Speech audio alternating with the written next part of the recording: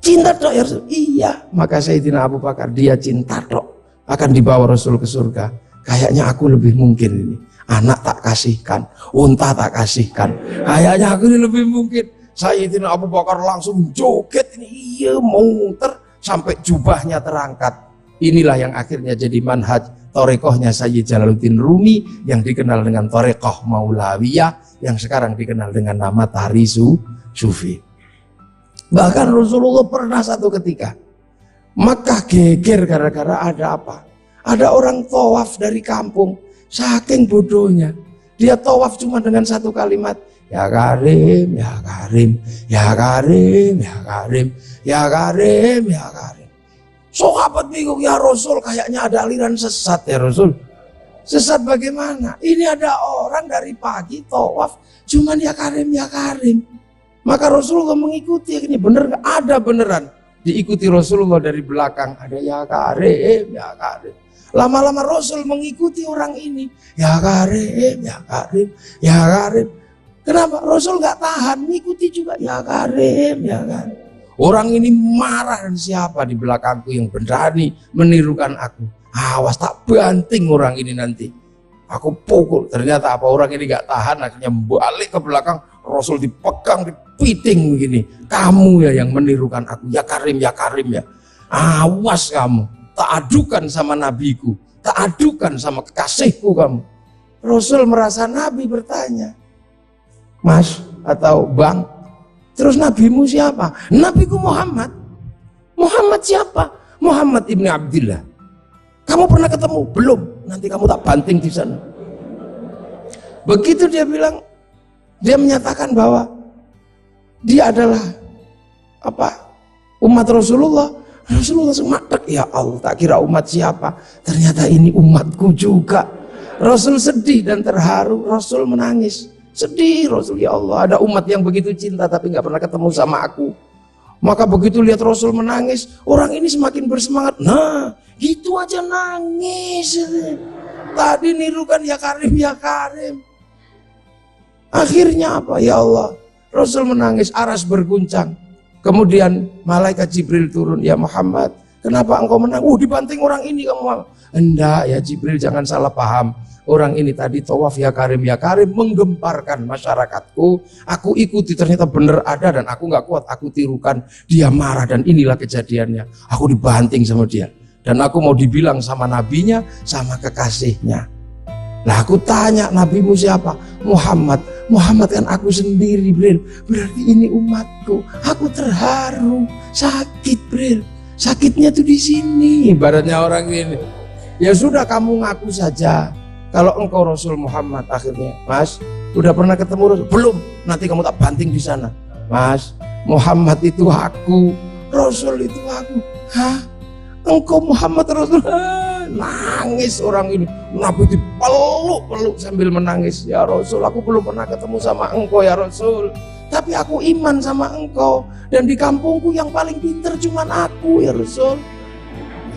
Kita makan doanya ya Karim. Kita apa doanya ya Karim ya Rasul. Tolong ya Rasul, karena ini kami bodoh dari kampung, kami gak ngerti apa-apa. Tolong ajaklah aku ke surgamu kalau engkau masuk surga ya Rasul. Iya nanti kamu bareng, sama-sama nangis. Saking senengnya orang ini lantas berjoget, ya gitu. Saking senengnya mau diajak Rasul ke surga. Malaikat Jibril dibilang sama Allah. Jibril bilangnya itu, walaupun orang itu nanti diajak Muhammad masuk surga, katakan padanya, dosanya tetap kuhitung. Malaikat Jibril menyampaikan ke Rasulullah. Rasulullah menyampaikan, ya Mas, Allah barusan berfirman lewat Jibril, walaupun engkau nanti kuajak masuk surga, tapi dosamu tetap dihitung sama Allah. Orang ini kaget juga enggak ada perubahan apa-apa, cuman melotot aja. Apa ya Rasul? Dosaku mau dihitung sama Allah. Suruh ngitung, nggak takut aku. Suruh ngitung aja kalau dosaku mau dihitung sama Allah. Nggak takut aku. Tapi hati-hati, kalau dosaku sampai dihitung sama Allah, Allah tak ajak hitung-hitungan sama aku. Loh, kok Allah kamu ajak hitung-hitungan bagaimana? Akan kuhitung seberapa besar dosaku, akan kuhitung dengan seberapa besar pengampunan Allah. Kalau Allah Maha Pengampun, nggak mungkin dosa gini aja kok dihitung. Kalau dosa gini aja dihitung, gak usah pakai gelar maha pengampun. Maha pengampun, oh, gini aja dihitung. Jadi zaman Rasul. Ini lu potret Rasulullah. Maka Rasulullah mampu menjadi rahmat bagi semuanya. Sehingga kemudian pelajaran Rasulullah yang tidak masuk akal waktu itu bisa diterima oleh sebuah kalangan yang sangat jauh dari peradaban. Maka kemudian Islam yang sulit diterima oleh orang di Arab waktu itu bisa diterima. Sulit bagi orang Arab menerima Islam. Orang Arab Tuhan ada patungnya, Islam mengajarkan Tuhan tidak ada patungnya. Di sana diajarkan banyak Tuhan, ini diajarkan Tuhan satu. Di sana tidak ada air, Islam mengajarkan toharoh pakai air. Susah, diminum aja susah, pakai disuruh mandi. Padahal di sana orang mandi berbeda dengan kita. Kita jinabatnya sebulan sekali, sana bisa semalam 8 kali. Susah air disuruh pakai toharoh pakai air. Sudah panas disuruh puasa, makanan susah disuruh zakat. Sudah gitu tawafilah yang paling sulit bagi orang Arab waktu itu. Orang Arab waktu itu sangat susah karena melihat perempuan itu begitu sesuatu yang sangat luar biasa. Lihat kaki sudah syahwat. Tapi waktu itu Islam mengajarkan bagaimana ketika tawaf muka dibuka. Betapa syahwatnya sangat tinggi ketika muka dibuka. Dan pada saat yang sama seorang laki-laki tidak diperbolehkan menggunakan kain berjahit, sehingga kalau mau berbuat jahil tinggal bes gitu. Itulah ujian terberat waktu itu. Dan itu susah dipahami oleh orang Arab. Makanya memahami Rasulullah itu tidak mudah. Makanya tidak mudah. Bagaimana seorang panglima perang kayak Sayyidina Umar bisa patuh sama orang yang tidak pernah berkelahi. Bagaimana Sayyidina Abu Bakar seorang konglomerat mau menuntun unta Rasulullah. Bagaimana seorang gadis 10 tahun bergembira ria dinikah sama orang 50 tahun. Ceritanya bisa kita tahu, tapi suasana psikologisnya tidak pernah bisa kita tangkap. Nah inilah maka Islam berkembang. Kemudian Islam bergeser, orang-orang tahu oh ini bagus, geser. Kemana? Geser ke Persia. Pertama dari Madinah geser ke Persia. Di Persia penyembah api, karena orang Persia nyembah api kemudian ikut Islam. Raja Rustum besanan sama Sayyidina Ali, lahir Sayyid Ali Zainal Abidin. Masuk Islam karena orang Majusi sebelumnya menyembah api dan masuk Islam. Nah, orang Majusi kalau nyembah api ditaruh di bangunan tinggi namanya Manaro. Apinya ditaruh di atas Manaro. Maka begitu orang Persia masuk Islam, apinya dihilangkan, Manaronya ditaruh di depan masjid. Seluruh dunia Islam melihat Manaro kok bagus di depan masjid. Maka kemudian semua berlomba-lomba bikin Manaro. Sampai Jakarta bernama Menara. Tiangnya adalah tinggalan orang Majusi. Nah, kemudian di situ terjadi peristiwa yang luar biasa. Setelah itu, sebelum sampai ke sini, terjadi peristiwa luar biasa. Pada tanggal 10 Asyura, seluruh cucu-cucu Rasulullah terbunuh oleh Yazid bin Muawiyah. Maka bulan Asyura adalah bulan duka kaum muslimin dunia. Makanya orang Indonesia terutama di kampungnya Bapak Presiden menyebut bulan Asyura dengan sebutan bulan Suro. Ekornya saja yang diambil. Karena orang Jawa itu sukanya ngambil ekornya aja.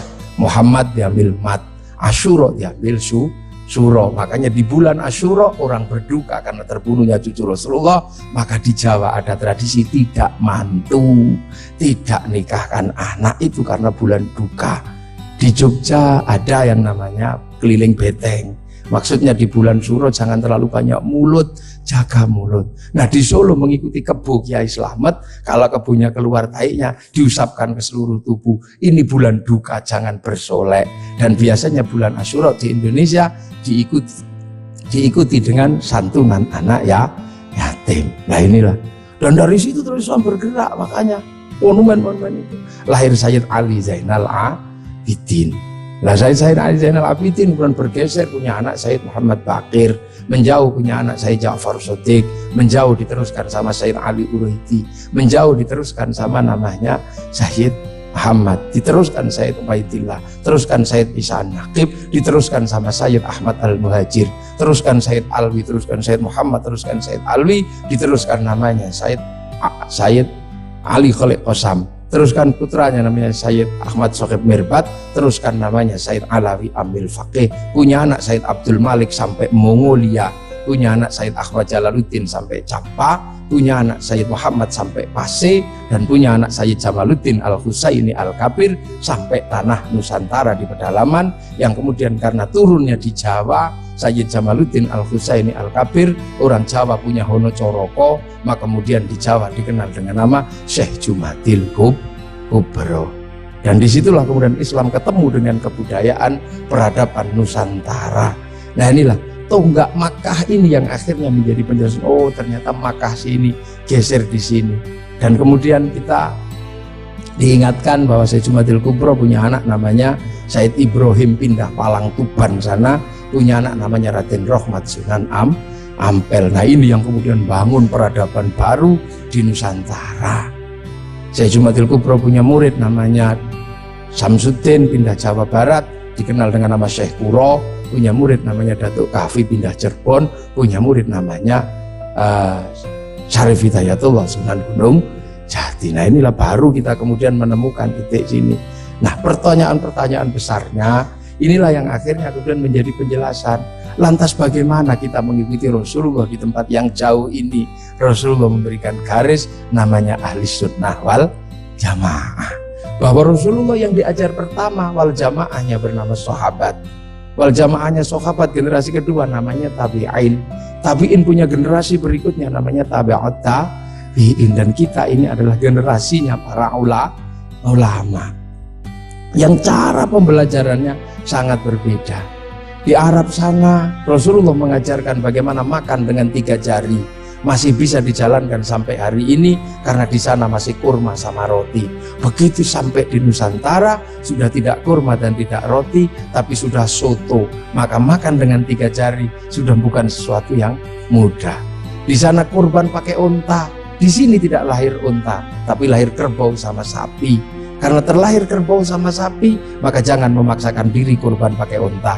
Nanti ditangkap oleh polisi karena nyuri untanya Kebun Raya Bogor.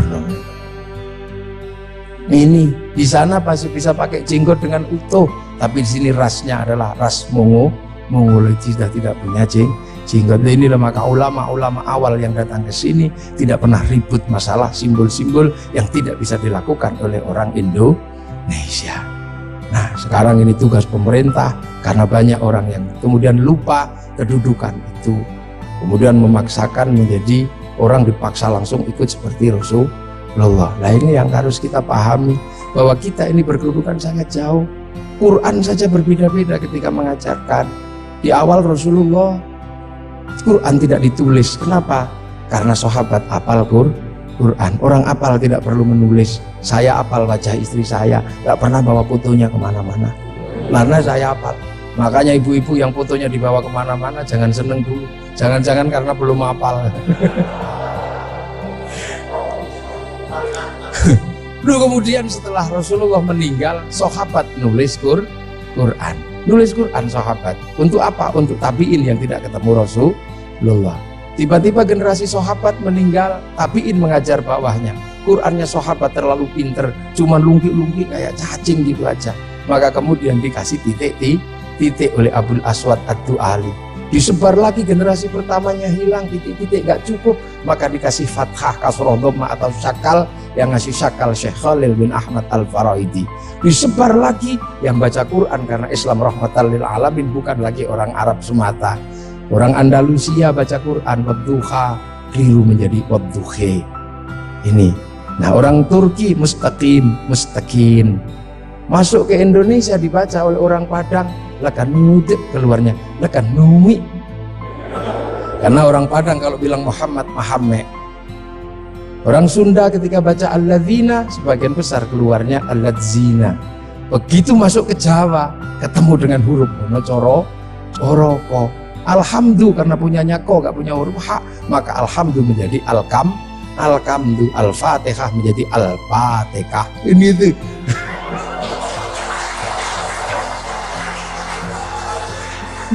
Nah ini orang kalau ngerti proses kodifikasi Quran pasti tahu. Ketika masuk ke semua negara pasti berbeda. Al-fatihah menjadi al-fatihah. Dan ini yang dialami oleh Bapak Presiden Republik Indonesia. Iya, pakai al-fatihah. Itu. Ya Hayyu ya Qayyum menjadi ya Kayyuku ya Qayyumu. Rabbil alamin kayaknya punya huruf ain, nggak punyanya ngo, keluarnya Rabbil ngalamin. Nggak punya dot, punyanya lo, maka Ramadan keluarnya Romlan. Begitu dibaca orang Bali sangat susah karena orang Bali nggak bisa bilang tok, bilangnya tok. Maka sirotol menjadi sirotol ladzina an'amta alaihim. Islam berkembang ke semua negara dan berbeda. Ketika dibaca oleh orang Bugis alaihim, keluarnya alaihing. Karena orang Bugis kalau bilang N jadi eng, kalau bilang eng jadi N. Makanya ada dulu mantan Kabulok bernama Beduamang, itu berasal dari Abdurrahman. Salah. Nah itulah makanya kemudian Islam bergerak. Nah lantas apa? Lantas terciptalah sebuah ilmu untuk bagaimana orang di seluruh dunia Islam mampu membaca Al-Quran. Dibikinkanlah sebuah ilmu yang dikasih judul At-Tajwid fi Qiraatil Quran, yang nulis Abu Ubay Qasim bin Salam. Orang akan tahu. Nah ini generasinya para ulama, dan yang paling besar yang mungkin Bapak Presiden sudah pernah saya sampaikan, tapi ingin saya sampaikan lagi biar kita tidak lupa. Ada perubahan besar ketika masuk ke tanah Nusantara, di mana waktu itu tanah Nusantara sangat susah dimasuki Islam. Kenapa? Ini bangsa sudah sangat beradab. Bangsa ini bukan bangsa kecil. Tahun 1222 ke atas sebelum tahun 1300 sudah mampu menaklukkan Mongolia. Sebuah kekuatan internasional yang menaklukkan Eropa, menaklukkan Arab, mampu ditaklukkan oleh kekuatan Nusantara yang namanya Singasari. Makanya hal itu bisa kita lihat betapa kita bangsa punya tinggalan-tinggalan yang luar biasa. Orang Arab punya alat musik yang namanya terbang, terbuat dari kayu dan kulit. Orang Eropa punya alat musik yang namanya gitar, terbuat dari kayu dan tali. Tapi orang Nusantara, salah satu alat musiknya adalah gamelan, terbuat dari logam. Hanya bangsa yang menguasai ilmu pertambangan yang maju dan penguasaan metalurgi yang mapan mampu membuat alat musik dari logam. Dalam cerita-cerita besar, kita juga punya cerita besar yang sama. Orang Eropa punya cerita tentang Cinderella. Kita punya cerita bawang putih, bawang merah. Orang Eropa punya Samson, orang Arab punya Sam'on, kita punya Bandung Bondowoso, kita punya Sangkuriang, kita punya si pahit lidah. Orang Sanya punya cerita Romeo Juliet, orang Arab punya cerita yang namanya Laila Majnun, kita punya cerita Andi-Andi Lumut, kita punya cerita, banyak sekali cerita cinta di Indonesia. Sana punya cerita namanya Kura-Kura Ninja, kita punya cerita Kancil Nyuriti. Sama saja, apa bedanya? Bahasa-bahasa kita juga bahasa-bahasa yang tidak bisa direndahkan. Orang Inggris bilang rice, orang Arab bilang rus, orang kita bilangnya macam-macam. Kalau masih di sawah namanya padi, kalau sudah dipanen namanya gabah, kalau sudah digiling namanya beras, kalau patah-patah namanya menir, kalau dibungkus namanya lontong pakai daun, kalau dibungkus pakai namanya ketupat pakai janur, kalau tidak dibungkus namanya nasi, dicuri satu namanya sebutir nasi, kalau diuplek-uplek namanya bubur, pantatnya kosong namanya kerak atau intip. Sana cuma rice sama rus. Ini yang kita tidak boleh malu menjadi bangsa Indonesia. Semua yang kita miliki sama. Ini menandakan bahwa kita pernah menjadi sebuah bangsa yang besar, berkasta-kasta, berbeda-beda. Maka kemudian Islam mulai memperkenalkan konsep besar sehingga kita punya bangsa dan negara. Konsep besar apa? Diperkenalkanlah bagaimana hidup bersama, saling menjaga. Diperkenalkan konsep besar namanya musyarakah yang akhirnya dikenal dengan bahasa masyarakat. Kalau sudah jadi musyarakah, semua harus saling mengerti dan saling bertanggung jawab. Maka diajarkanlah menggunakan kalimat Rasulullah, kullukum ra'in wa kullukum mas'ulun an ra'iyati. Raja dan hamba dihilangkan, diganti dengan ra'iyah yang diserap ke bahasa Indonesia menjadi rakyat. Dan satu-satunya bangsa Islam di dunia yang mampu mengadaptasi kalimat ra'iyah menjadi rakyat hanya ulama-ulama Indonesia. Hanya ulama Indonesia. Nah kenapa? Karena kita ini pilihannya berbeda. Pilihan bangsa yang disebut waja'alnakum syu'uban wa qabaila. Disinilah tempatnya. Arab tidak ditemukan bangsa yang berbeda. Mereka satu bangsa. Eropa satu bangsa. Arab satu bangsa dipikul puluhan negara. Eropa satu bangsa dipikul puluhan negara. Tapi disinilah ada satu-satunya tempat puluhan bangsa bisa dipikul oleh satu negara, Kesatuan Republik Indonesia. Makanya harus disatukan. Tidak ada lagi raja hamba, yang adalah ra'iyah. Kalau sudah ra'iyah, tidak boleh lagi menyebut kafir. Kenapa? Karena kafir adalah orang yang menentang Allah dan memusuhi kaum muslimin. Kalau sudah hidup bersama, namanya dhimmi. Kalau sudah saling bertanggung jawab, namanya ra'iyah. Maka ketika para ulama sudah menyebut kita dengan sebutan rakyat, jangan lagi kau turunkan derajat ra'iyah menjadi derajat kafir. Maka tidak ada lagi kata kafir di Indonesia, karena sudah ra'iyah atau rakyat.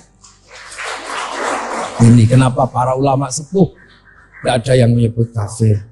Kemudian ra'iyah kalau berkumpul diajarkan bagaimana hidup bersama, berbahagialah, berbicaralah dengan baik-baik. Maka konsep yang ditawarkan adalah wasyawirhum fil amri. Maka kemudian ra'iyah yang hidup bersama dan berbicara secara bersama disebut musyawarah. Kalimat wasyawirhum fil amri. Kemudian kalau bermusyawarah jangan menang-menangan sendiri, berbagilah, saling bertoleransi. Maka kemudian lahirlah konsep besar, konsepnya disebut tafassahu fil majalis. Maka kemudian muncullah istilah majelis. Dan ketika para ra'iyah mengangkat pemimpin, harus seluas cakrawala yang pernah diajarkan Allah, wasi'a kursiyus samawat, maka kedudukannya adalah bernama kursi. Ada kursi presiden, ada kursi DPR, ada kursi menteri. Karena daerah ini yang membangun adalah para wali, maka kawasan ini disebut wilayah. Kalau saya mau tanya, di mana negara dengan konsep dasar keagamaan Islam yang mampu membangun sebuah struktur negara hari ini, itu ada di Indonesia. Maka jangan kau sebut negeri ini negeri tauhid, karena ra'iyah, musyawarah, termasuk kursiyun, termasuk majelis, termasuk wilayah, bukan menjadi bahasa orang nongkrong, tapi ini adalah bahasa resmi negara yang tertuang dalam Undang-Undang Dasar Negara Republik Indonesia tahun 1945. Dan inilah yang membuat kita, makanya insya Allah kita ini akhirnya alhamdulillah, kita akhirnya tahu, oh ternyata kita ini pengikut Rasulullah, tapi bukan pada pangkat sahabat, bukan pun pada pangkat tabi'in, tapi kita pengikut Rasulullah pada pangkat muridnya para ulama. Makanya biasa saja kadang di sini kayak gini, kita diajarkan bagaimana hidup bersama, karena kita wal jamaah Indonesia. Makanya Bapak Presiden waktu kecil pasti dengar orang di Jawa sana, kalau sholat zuhur mestinya 11:30, Pak Pratik ya, itu bisa mundur sampai 1:30. Kenapa? Karena jamaahnya masih ada di sawah. Terus Allahu Akbar, Allahu Akbar, sambil nunggu. Lantas pujian Robana, Robana, datang. Ada tombowati karena capek nunggu, ya pegel. Sampai ada diuruki anjang. Itu cara di sini. Terus sholat. Nah sholat di sini Allahu Akbar. Karena sinyalnya jauh, kita ini pemancar lokal. Biasa sinyalnya suka hilang kan, Allah Akbar. Ada bakso gitu, ting-ting, sinyalnya hilang. Bakso gitu. Nah ini Indonesia. Makanya karena sinyal yang hilang, habis itu para ulama mengajarkan, kalau kepalamu bocor seperti itu, nggak inget Allah, inget apa, udahlah kalau habis sholat ditambal, maka habis sholat ada zikir la ilallah, la ilallah. Nah sekarang ada yang protes, kenapa berzikir pakai gini-gini? Bukankah sahabat kalau zikir terdiam? Sahabat murid Rasulullah, terlalu dekat dengan Rasulullah, batinnya wusul kepada Allah sampai ke sana. Kalau wal jamaahnya ulama disuruh diam begini, tidur. Nah puasa juga sama. Orang Indonesia kalau puasa nggak terlalu khusyuk karena keluar rumah ada belimbing, ada jambu. Kalau di Arab keluar rumah ketemunya padang pasir lebih khusyuk. Maka di sini lebih sering disuruh tidur gitu. Dalilnya apa? Naumuso ibn ibadah. Nah kalau malam pakai doktek setelah itu halal halal. Haji juga sama, nggak bisa langsung ke sana Pak Presiden. Antrinya 25 tahun. Makanya orang sini capek nunggu. Daripada capek, nempelkan gambar Masjidil Haram. Ini Pak Menteri Agama. Biar tidak terlalu capek, biar agak seneng dikit, latihan dulu di alun-alun Bogor. Labbaik Allahumma hajjan. Ihramnya beneran, niatnya beneran, tapi Ka'bahnya triplek. Nah ini namanya manasik haji. Nah ini wal jamaahnya ini, dan ini ada di Indonesia. Ini akhirnya orang tahu pangkatnya dengan Maulid. Oh, Rasul Mekah, kita Indonesia. Ada jarak yang sangat panjang, ada jarak waktu, ada jarak ruang. Nah ini kalau kita pahami dengan bahasa yang sederhana, fa insyaallah Islam di Indonesia akan tetap menjadi Islam yang ramah, Islam yang tidak kasar, Islam yang tidak gerasa-gerusu, mampu ngayomi seluruh manusia yang berbeda-beda, seperti Rasulullah yang anittum harisun alaikum bil mu'minina raufur rahim ihdinas siratal mustaqim. Assalamualaikum warahmatullahi wabarakatuh.